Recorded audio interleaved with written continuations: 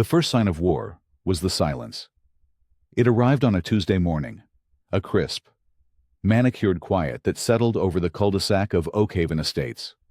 Arthur Pendleton was on his knees, running a hand over the freshly planed cedar of the small shed he'd just finished. When he felt it, the hum of lawn mowers had ceased. The distant chatter of a power washer had fallen away. He looked up, his movement slow and deliberate, and saw them. 3 figures stood at the precise edge of his property line, where the immaculate St. Augustine grass of his lawn met the uniform concrete of the sidewalk. They were a tribunal in miniature. In the center was Carolyn Bradshaw, president of the Oakhaven Homeowners Association, a woman whose posture suggested a lifetime of correcting others. She held a leather-bound portfolio against her chest like a shield. Flanking her were 2 members of the Architectural Control Committee, a man and a woman who mirrored her grave expression, their faces etched with the solemnity of their purpose. They held clipboards. Carolyn pointed a single, perfectly lacquered finger toward the shed. Her voice, when it came, was not a shout, but a clear, carrying declaration intended for the audience of neighbors now peeking through their blinds. "That structure," she announced, the words slicing through the morning air, "is in direct violation of the Oakhaven View Corridor." Arthur rose slowly, brushing sawdust from the knees of his trousers. He was a man built of quiet angles, a retired county archivist whose life had been spent in the hushed, orderly world of records and deeds. He met her gaze, not with anger, but with a calm, almost academic curiosity. The shed, a simple 8x10 structure of warm cedar and gleaming copper flashing, was the last promise he'd made to his wife, Eleanor, before she passed. A place for her gardening tools, her potting soil, her dreams of future blooms. It sat tucked neatly behind a row of mature azaleas, barely visible from the street. "The view corridor?" Arthur asked, his voice even. "I wasn't aware one existed on this parcel." Carolyn's smile was a masterpiece of condescending sympathy. "That's why we have a committee, Arthur, to keep track of these things for the community." A neighbor across the street, Mr. Henderson, had paused his hedge trimming, the electric shears whining into silence in his hands. Arthur could feel a dozen other eyes on him, the collective gaze of a suburban jury. This was not a discussion. It was a public shaming, a carefully staged performance of power. He knew that to argue here, on the battlefield of Carolyn's choosing, was to lose. He gave a small, courteous nod. "I see," he said, his placid demeanor a stark contrast to the rigid indignation of the committee. "Please ensure the formal violation notice you send references the specific article of the covenants you believe applies. I look forward to reviewing it." The response seemed to momentarily unbalance Carolyn.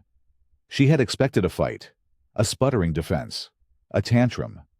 She had not expected polite, procedural acknowledgement. The muscles in her jaw knotted, a tiny, fleeting betrayal of her composure. She snapped her portfolio shut. "You'll receive it via certified mail," she said. Her tone clipped. "The board takes violations of this nature very seriously."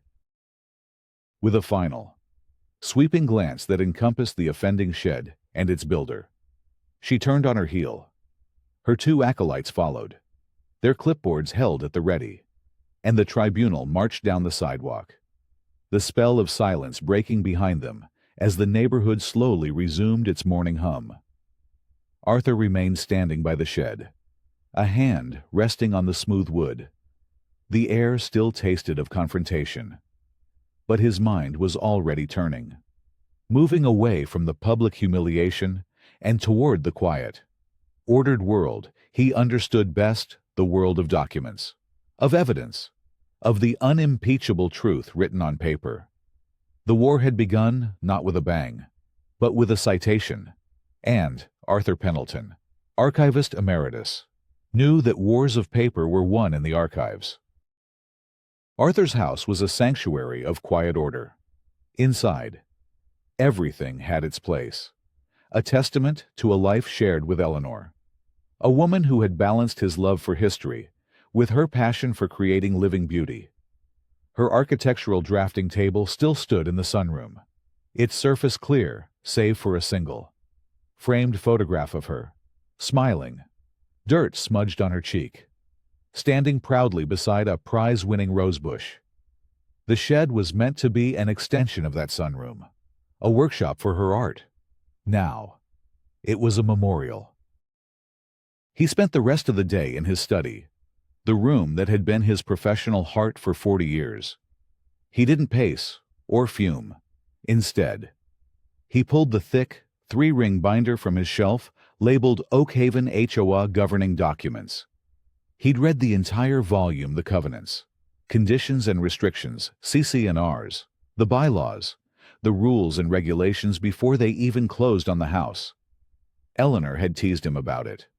Most people just check for rules against pink flamingos. Art, she'd said, laughing. You're doing a title search on the mailbox regulations. He found the section on architectural control. He read it, then read it again. There was no mention of a view corridor in the main body of the text. His finger traced the lines of print until he landed on the clause he knew Carolyn would cite. Farber 8.4.2, Prohibited Structures. It was, as he'd expected, frustratingly vague. No outbuilding, shed, or other detached structure may be erected on any lot in such a way as to impede upon designated scenic easements as defined in Exhibit C of the Master Plan. Exhibit C. The entire conflict rested on a single reference document. He flipped to the back of his binder. His copy of the Master Plan, provided by the title company at closing, had Exhibits A, B, and D. Exhibit C was missing. His phone rang, and the screen lit up with a picture of his daughter, Sarah, a bright, fiercely practical paralegal who had inherited her mother's spark and her father's methodical mind. Dad, I got your message. A view corridor. Seriously. Apparently so, Arthur said, the binder open on his desk. She was quite theatrical about it. It's what they do, Sarah sighed. It's not about the shed. It's about the performance. Don't engage with her publicly. Ever.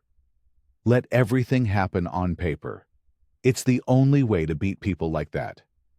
They thrive on emotional conflict, but fall apart under procedural scrutiny. I've already found the relevant clause. Section 8.4.2. It references an Exhibit C, which I don't seem to have. Of course you don't, Sarah said, a weary resignation in her voice. That's textbook. Keep the rules ambiguous. Okay, here's what you do. First, wait for the certified letter. Don't do anything until you have their official position in writing. Once you get it, you will formally request a hearing. Do not just take down the shed. You request a hearing. At the same time, you'll submit a formal document request to the HOA management company. Ask for a complete, unredacted copy of the master plan, including all exhibits. Also, ask for the past 5 years of ACC meeting minutes.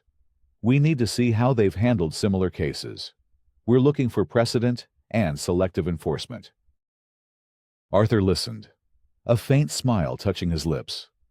You sound like your mother designing a blueprint.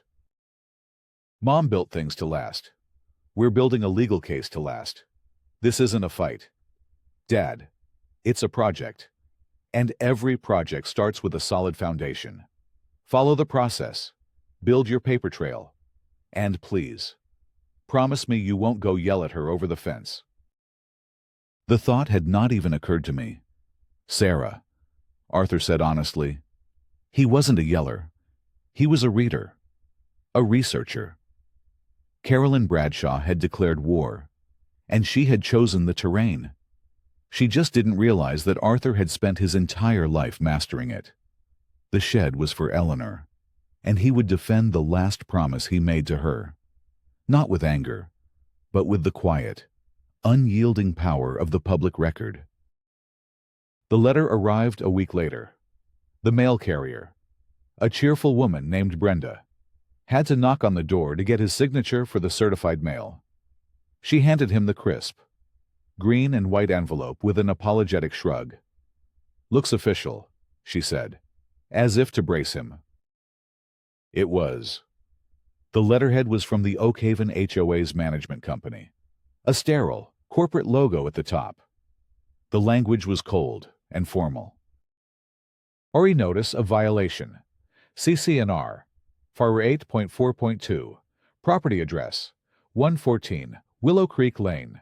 Dear Mr. Pendleton, this letter serves as formal notification that you are in violation of the Oakhaven Estates covenants, conditions, and restrictions.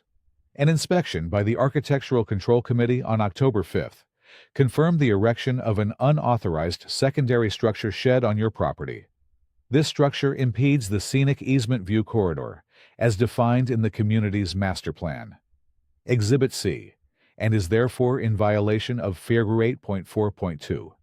You are hereby required to cure this violation by removing the structure within 14 days of the date of this notice. Failure to comply will result in the imposition of fines, beginning at $100 per day. You have the right to contest this violation by requesting a hearing before the Board of Directors. Your request for a hearing must be submitted in writing to the management company within 10 days. The clock was officially ticking. 14 days to remove Eleanor's shed, or face mounting fines that could quickly escalate into a lien against his home, a quiet, bureaucratic threat far more terrifying than any shouting match on the lawn. The letter was exactly what Sarah had predicted: impersonal, intimidating, and built entirely on the authority of the mysterious Exhibit C. Arthur sat down at his desk, took out a sheet of his finest linen stationery, and began to write. He did not write a letter of anger or defense. He wrote two, both models of procedural formality. The first was addressed to the HOA board, formally requesting a hearing to appeal the violation notice.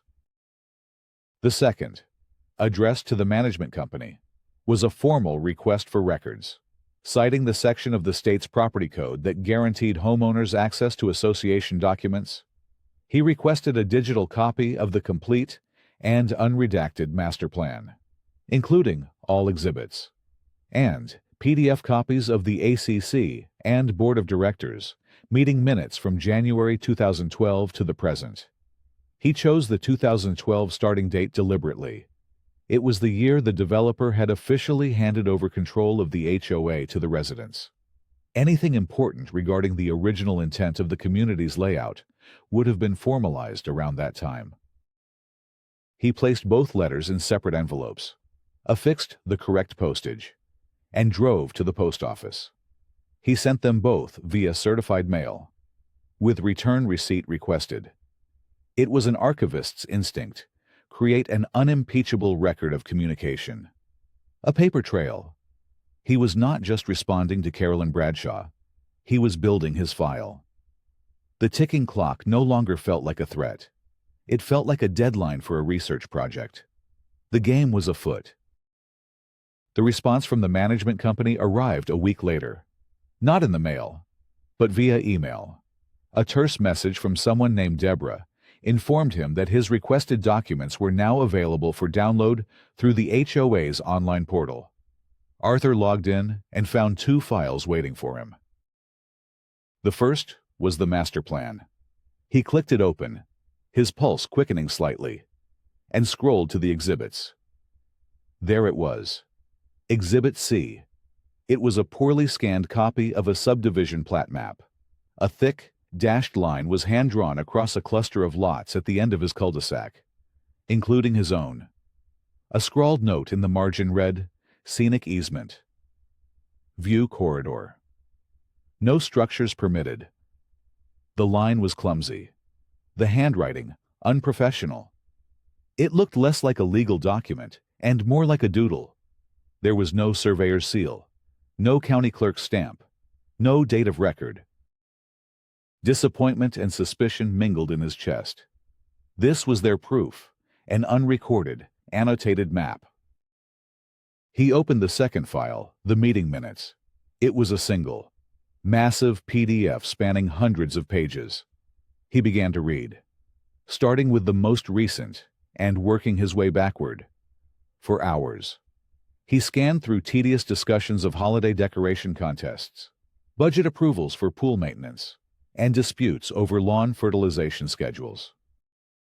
Then, as he got back to the records from 2012 and 2013, he found what he was looking for, and it was a wall of black.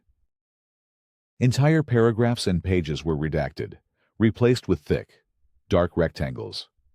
The redactions were clustered around any mention of developer transition, easements, or common area surveys. A meeting from June 2012 had a tantalizing agenda item visible: discussion of developer-held easements and turnover of common area tracts. The minutes for that item, however, were completely blacked out. The only legible text was the list of attendees. Carolyn Bradshaw had been there, listed as the newly elected board president. Arthur leaned back in his chair, the glow of the monitor illuminating his grim face. This was not a routine matter. A simple violation would not require such a clumsy, heavy-handed cover-up. They weren't just hiding a document. They were hiding a history. The black bars were not just concealing words. They were screaming guilt. They were hiding something that happened in 2012, and Carolyn was at the center of it. He picked up the phone and called his oldest friend. "Frank," he said, his voice low and steady. "I think I have a project for you. It involves a very bad map and some very interesting black rectangles." Frank Gable arrived the next morning, a gust of cantankerous energy in Arthur's quiet home, a retired county surveyor. Frank was a man who trusted only two things: his antique transit and the official records filed at the county courthouse. He viewed unofficial documents with the same suspicion a bacteriologist viewed a petri dish. He spread Arthur's closing documents across the dining room table, his thick fingers tracing the property lines on the survey Arthur had received when he bought the house. Standard builder's plat. He grunted, peering at it through his reading glasses. Good enough to get a mortgage. But these things can have discrepancies. Developers are in a hurry. They file one version with the HOA to get the project approved, and then a slightly revised as-built version with the county once the concrete is poured. Usually, it's minor stuff. A utility box moved a few feet. But sometimes, he let the sentence hang in the air. Arthur showed him the HOA's Exhibit C, the crudely marked-up map from the portal. Frank let out a short, barking laugh. "Exhibit C. I call this exhibit, get a real lawyer. This isn't a legal document. Art, it's a wish list. There's no surveyor's stamp, no recordation number from the clerk's office. A judge would use this to line a hamster cage." "That's what they're using to justify the violation," Arthur said. Frank's eyes twinkled. He loved nothing more than dismantling bureaucratic bullies with their own neglected paperwork. Then they're dumber than a bag of hammers. This isn't the official record. The official record is downtown, in the vault. That's the one that matters. He then looked at the redacted minutes. "And this," he said, pointing at the black bars, "is where the bodies are buried. 2012. Developer handover. That's when the deals get done. The developer wants to get out. Clean and simple. They'll often extinguish or trade easements they no longer need in exchange for the HOA signing off on the final bond release. They're hiding a transaction." The investigation began in earnest. Frank spent the next 2 days at the county recorder's office, a place Arthur knew as well as his own home. He was a man on a mission, digging through dusty plat books and scrolling through microfilm, fueled by coffee and a deep-seated love for the immutable truth of a recorded deed. Arthur, meanwhile, pursued a different lead, He remembered a detail from Eleanor's work. Her architectural firm had been one of several that bid on the design contract for the Oakhaven Community Clubhouse years ago. He spent an afternoon in the digital archives of the local newspaper. He found an article from 2008 about the Oakhaven development. The article mentioned the winning bid for the clubhouse went to a smaller, local firm, beating out a larger, more aggressive company, Bradshaw Development Group. The CEO was listed as Robert Bradshaw, Carolyn's husband. The article quoted him as being deeply disappointed with the decision. Eleanor's firm had won. She'd been the lead architect on the project. A cold sense of clarity began to settle over Arthur. This wasn't about a view. It was never about a view. It was a 15-year-old grudge. A petty, misdirected act of revenge against a woman who was no longer there to defend her legacy. The shed, Eleanor's shed, was just a convenient target. On the third day, Frank called. His voice was electric with the thrill of discovery. "Bingo. Art," he said, his voice crackling over the phone. "I found it. You are not going to believe this." Frank was back at Arthur's dining room table an hour later, laying out his treasures like a pirate captain, displaying recovered gold. They were large, crisp copies of official documents, each bearing the embossed, slightly raised seal of the county recorder. "First," Frank began, pointing to a detailed survey map, "this is the official, recorded plat map for Oakhaven Estates. Section 4, filed on June 12, 2012. The developer's final version." He traced a finger along Arthur's property line. "Notice anything missing?" Arthur leaned in. The thick, dashed line from Exhibit C, the one designating the scenic easement, was completely absent. His lot, and the lots of his neighbors, were clean, unencumbered rectangles. "It was on the preliminary maps," Frank explained, "the ones filed back in '06, but it was never on the final, recorded plat. The developer must have decided it wasn't necessary." "So the HOA's map is outdated," Arthur murmured, the first wave of victory washing over him. "Outdated doesn't even begin to cover it," Frank said, a triumphant grin spreading across his face. He slid a second document across the table. It was dense with legal text, but the title at the top was unmistakable: Deed of Easement Extinguishment. "This," Frank said, tapping the paper with a thick finger, "is your smoking gun, your silver bullet, your checkmate. Dated July 20th, 2012. It's an agreement between the developer and the newly formed Oakhaven HOA. It explicitly states that in consideration of the HOA accepting control of the common areas, the developer hereby extinguishes, terminates, and forever discharges a list of temporary construction and drainage easements." And, buried in paragraph 3, he ran his finger down the page. "They also extinguish the scenic easement described in the preliminary plat maps, specifically citing the parcels at the end of Willow Creek Lane." He looked up at Arthur, his eyes blazing. "The document is signed by the developer's CEO and, you guessed it, by Carolyn Bradshaw as president of the Oakhaven HOA. It was formally recorded with the county the very next day. The docket number is right there."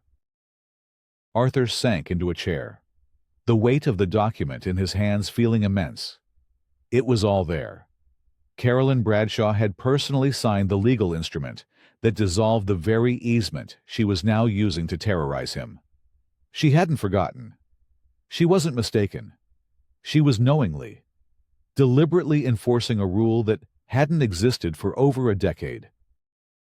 The redacted minutes suddenly made perfect, sickening sense. They were hiding this document. They were hiding the proof of their own bad faith. For a moment, Arthur felt a surge of pure, hot anger, but it passed quickly, replaced by a cold, clear resolve. He would not stoop to her level. He would not engage in theatrics or public denunciations. He would do what an archivist does. He would present the evidence.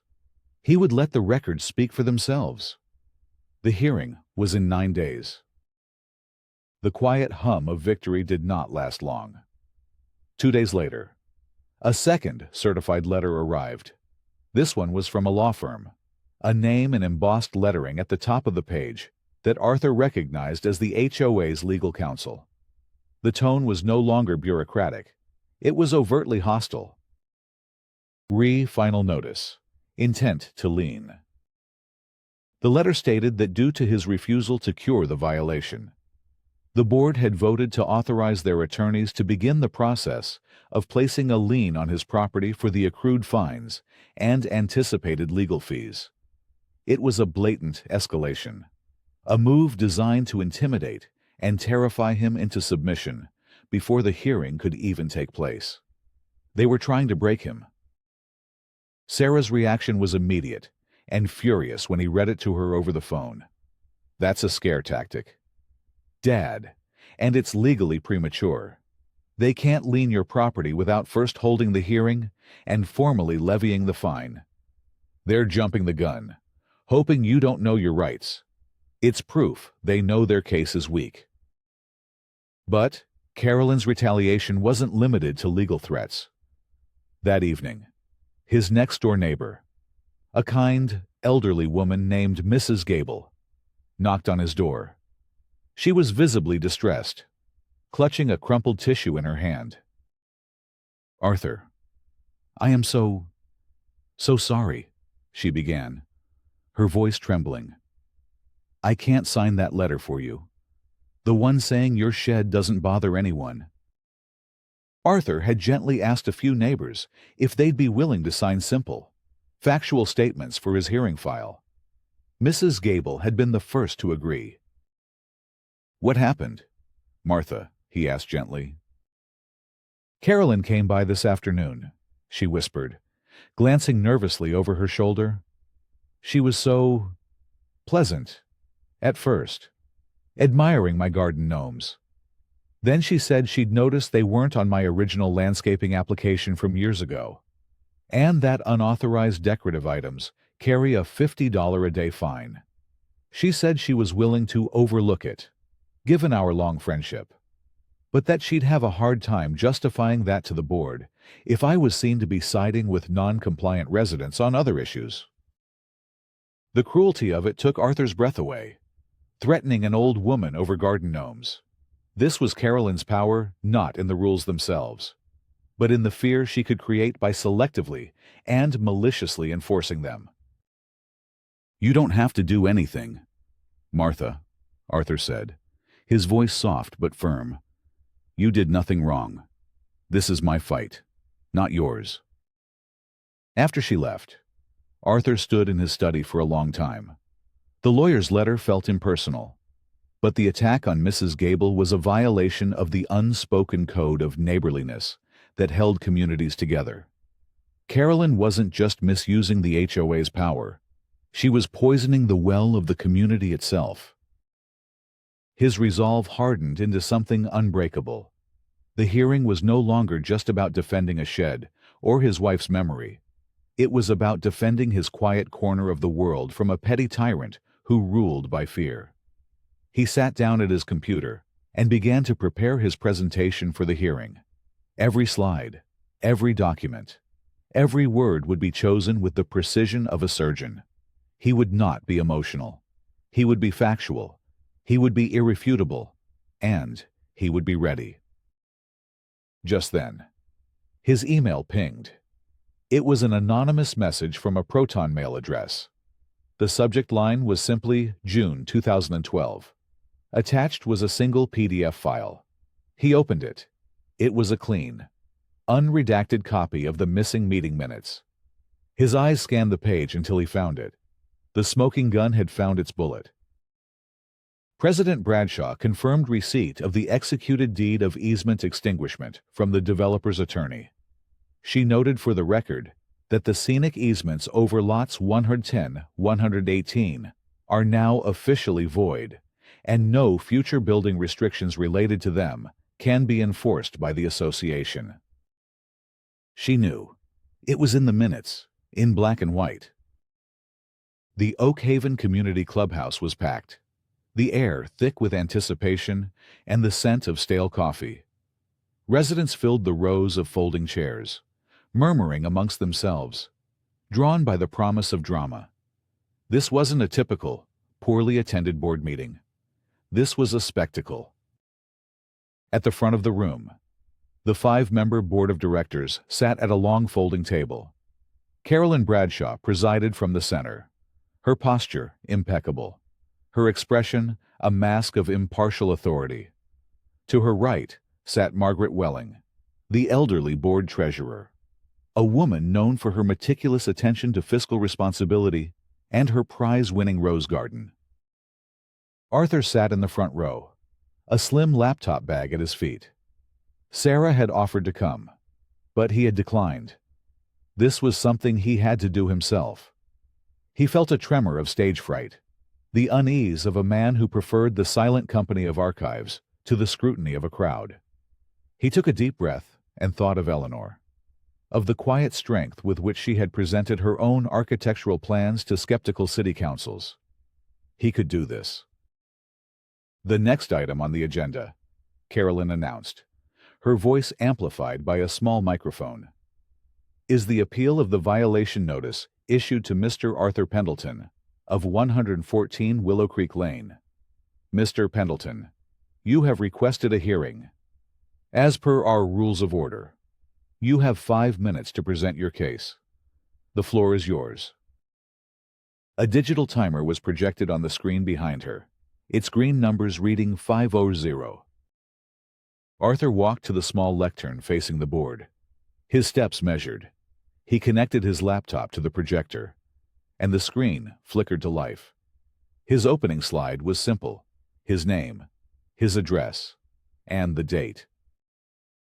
Good evening, Madam President, members of the board, and my fellow neighbors, he began, his voice quiet but clear, carrying through the hushed room.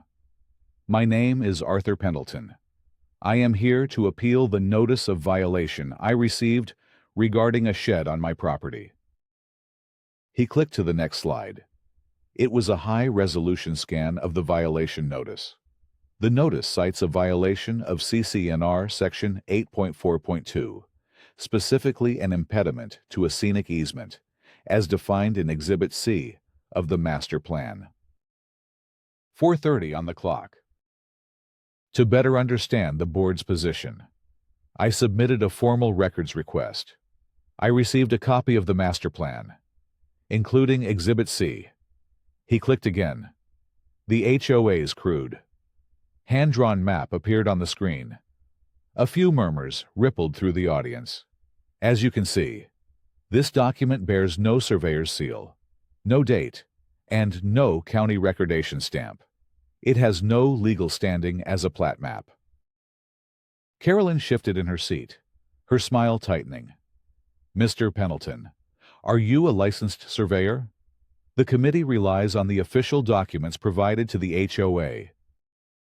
I am not, Arthur said calmly, which is why I sought out the truly official documents. 3:45 on the clock. He clicked to the next slide. It was the certified, recorded plat map from the county, its official seal clearly visible. This is the final. As-built plat map for our section of the development, recorded on June 12, 2012. As you can plainly see, the alleged scenic easement does not exist on this document. It was never officially recorded as a binding encumbrance on my property. A louder wave of whispers swept the room. Margaret, the treasurer, leaned forward, peering at the screen through her spectacles. But my research did not stop there. Arthur continued, his voice gaining strength. 2:50 on the clock. He advanced the slide. A scan of the deed of easement extinguishment filled the screen. He used a laser pointer to highlight the key phrases. This is a legally binding instrument, recorded on July 20th, 2012. It is an agreement between the developer and this association.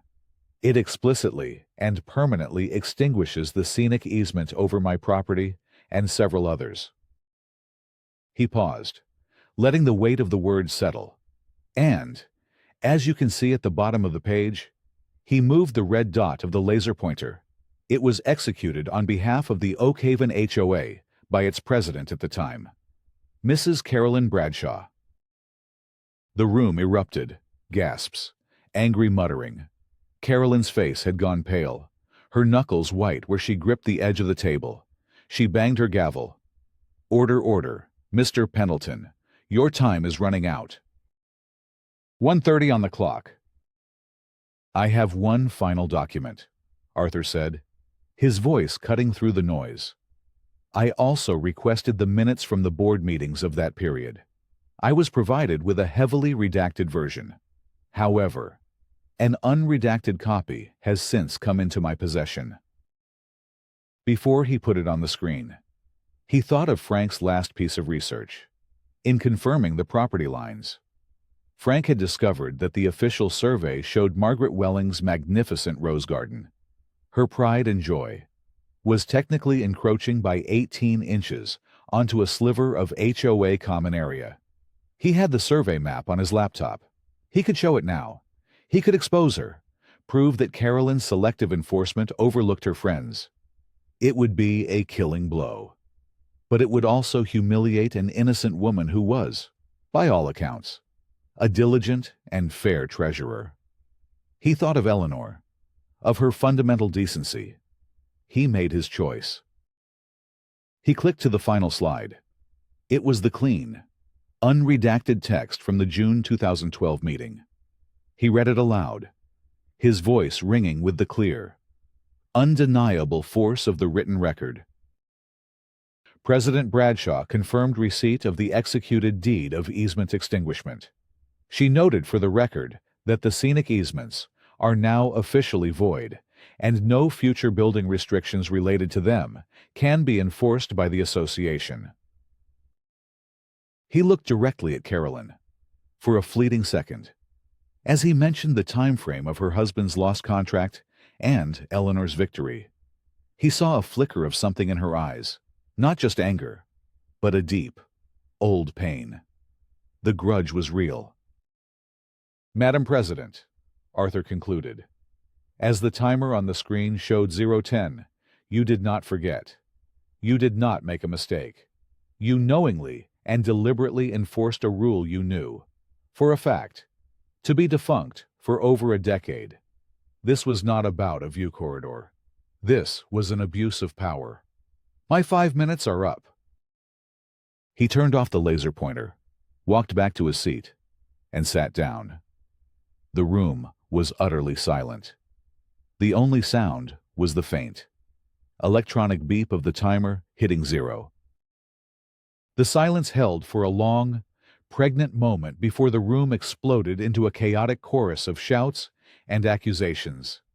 Residents were on their feet, yelling questions at the board, pointing at Carolyn. She banged her gavel again and again, her face a mask of crimson fury. But the sound was lost in the uproar. Then, a new voice cut through the din, calm and authoritative. It was Margaret Welling, the treasurer. She had pushed her microphone forward, and her clear, steady words silenced the room. "Thank you, Mr. Pendleton, for your thorough presentation," she said, her gaze fixed not on Arthur, but on Carolyn. Margaret had spent 30 years as a certified public accountant. She understood liability. She understood the catastrophic legal exposure Arthur had just laid bare, the potential for lawsuits, not just from him, but from anyone else who had ever been fined under this phantom rule. She also understood that Arthur had possessed information that could have embarrassed her, and had chosen not to use it. It was an act of principle she could not ignore. "Madam President," Margaret said, her voice now cold as steel, "in light of the evidence presented, which appears to be a matter of public record, I believe we have no choice. I move to dismiss the violation against Mr. Pendleton with prejudice, and to immediately void any and all fines associated with it. Second, a voice from another board member called out instantly. All in favor, Margaret asked, usurping Carolyn's role. 4 hands went up. Carolyn's remained flat on the table. The motion passes. Margaret declared, but she wasn't finished. Furthermore, she continued, her voice gaining volume. The evidence presented suggests, at best, a decade of gross negligence on the part of this board's leadership, and, at worst, deliberate and malicious action against a member of this association. This organization's integrity is now in question. Therefore, I make a second motion that the board immediately commission a full, independent forensic audit of all ACC decisions, violations, and fines issued under Mrs. Bradshaw's presidency that cite Section 8.4.2 or Exhibit C of the Master Plan. The results of this audit are to be made public to all homeowners. Second came the immediate reply. This time, the vote was a formality. The community's support was a palpable force in the room. Carolyn sat frozen, her authority stripped away layer by layer in a public forum. She was no longer a president, but a defendant. The gavel lay untouched before her. The motion passed, 4-1. The meeting dissolved into conversations and congratulations. Neighbors clapped Arthur on the back, shaking his hand, thanking him. He had come here to defend a small cedar shed. He had ended up liberating the entire neighborhood. He accepted their gratitude with quiet, humble nods, his eyes scanning the room for Carolyn. She was already gone, having slipped out a side door in the confusion, leaving her leather portfolio behind on the table like a forgotten crown. In the weeks that followed, the culture of Oakhaven Estates began to change. The independent audit uncovered nearly 24 instances of fines being levied based on the non-existent view corridor, all of which were rescinded with formal letters of apology from the board. A recall petition for Carolyn Bradshaw circulated with astonishing speed, gathering enough signatures in a single weekend. Faced with the inevitable, she submitted a terse, one-sentence letter of resignation. Arthur finished the last details on the shed. He installed the copper window boxes Eleanor had designed and filled them with her favorite geraniums. The structure was no longer a point of contention, but a quiet symbol of resilience. It was a place of peace. One sunny afternoon, Sarah came to visit, a celebratory bottle of wine in hand. They sat on the patio, looking at the shed, its cedar wood glowing in the golden light. I heard the recall went through, Sarah said, smiling. You're something of a local hero. Dad, the quiet revolutionary. I just presented the facts, Arthur said, taking a sip of wine. The truth did the rest. Still, she said, you didn't just win. You changed things. You gave people the courage to question. And I'm not quite done, he said, a thoughtful look in his eyes. Winning one battle is fine, but it doesn't prevent the next war. The problem wasn't just Carolyn. It was the system that allowed her to operate in the dark. Ambiguous rules, hidden documents. That's where the rot starts. His final surprise was not a twist of villainy, but an act of constructive grace. At the next HOA meeting, with a new interim president at the helm, Arthur Pendleton again took the lectern. He was not there to complain or accuse. He was there to propose a solution. He put forward a formal motion to amend the HOA bylaws. He called it the Transparency Amendment. It was a simple, two-part proposal. First, it mandated that the HOA conduct an independent, professional survey of the entire community every 5 years to certify the accuracy of all official plat maps and recorded easements. Second, it required that the complete, unredacted governing documents, including all current maps and exhibits, be hosted on a public-facing section of the HOA website, accessible to all residents without a password. He explained his reasoning in calm, logical terms. An association, he argued, should not be a ruler, but a resource. Its authority should come from clarity, not obscurity. His victory would not be a personal trophy, but a permanent protection for everyone. The amendment passed unanimously. Later that evening, Arthur stood by the shed, the scent of cedar and geraniums mingling in the cool night air. He ran a hand over the smooth wood, the same way he had on the morning the war began. He had defended his promise to Eleanor, but in doing so, he had honored her in a way he'd never expected. She had been a builder, a woman who brought order and beauty out of chaos. In his own quiet, methodical way, so had he. He had rebuilt a piece of his community, making it more honest, more fair, and more enduring. His work was done.